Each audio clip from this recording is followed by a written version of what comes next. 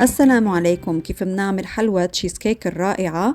بنتبعها خطوة بخطوة، مش صعبة بس بدها التزام بالإرشادات. 30 جرام من البسكوت الدايجستيف بنحطه بالخلاط ومعهم قطعة زبدة 90 جرام، فينا نسيح الزبدة كمان. بعد ما يصير الخليط بهيدا الملمس انه ممكن ينرص معنا، بنحطهم على ورقة زبدة بالقالب ومنرصهم بهيدا الشكل. وهلأ منبلش بخليط التشيز كيك. بوعاء منحط 600 جرام جبنة حامضة أو 500 جرام جبنة كريمية مع 100 جرام لبنة. نخفقهم ومنضيف 200 جرام كريمة خفق، 250 جرام حليب مكثف محلى. نخفقهم مع بعض ومنضيف 3 بيضات، كل بيضة على حدة.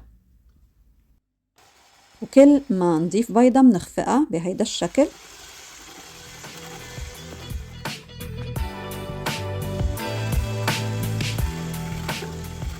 هلأ منضيف ملعقة كبيرة فانيلا.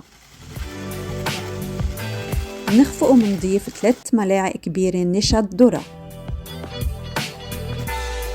وهلأ منخفق الخليط كله كتير منيح حتى ما يكون عنا تكتلات.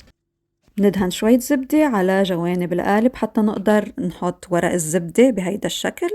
وهلأ بدنا نجيب ورقة سانيتا ومنلفها حوالين القالب من الجهة السفلية بهيدا الشكل حتى يمنع تسرب المي اللي بدنا نحطها بالفرن داخل القالب. وهلأ منضيف المزيج كلياته يلي عملناه لتشيز كيك فوق القالب. منغلف القالب كمان بالسانيتا من فوق لنمنع احمرار الوجه بالفرن. ومندخله على فرن محمى مسبقا. نحط مي على لوحة الفرن بهيدا الشكل لحتى يستوي عنا القالب بالبخار المي ويمنع احتراقه. نغلق الفرن ومنخليه على درجة حرارة 180 درجة لمدة 30 دقيقة. من بعد 30 دقيقة منخفض الحرارة لدرجة 150 ومنخليه من 40 ل50 دقيقة. بعد ما يخلص 40 و50 دقيقة منطفي النار ومنترك القالب بقلب الفرن المغلق لمدة ساعة تقريبا. وبعد هيك منحطه بالبراد لمدة ليلة كاملة. وهلأ منشوف النتيجة كيف طلعت معنا بتاني يوم.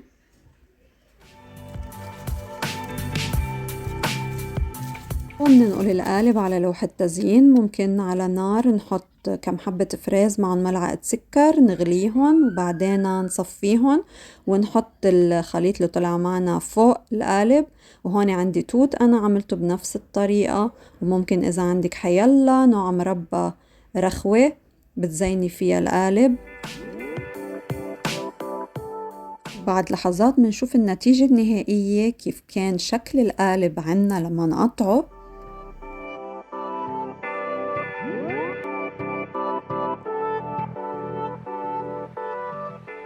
تقطيعة القالب كتير سهلة، نقطعه بهدوء لأنه هو متماسك معنا، تبعنا الإرشادات ونجح معنا التشيز كيك. وهلأ عم نضيفه لأفراد الأسرة. بتمنى تجربوا هيدي الطريقة وتكتبوا لنا بالملاحظات كيف كانت النتيجة.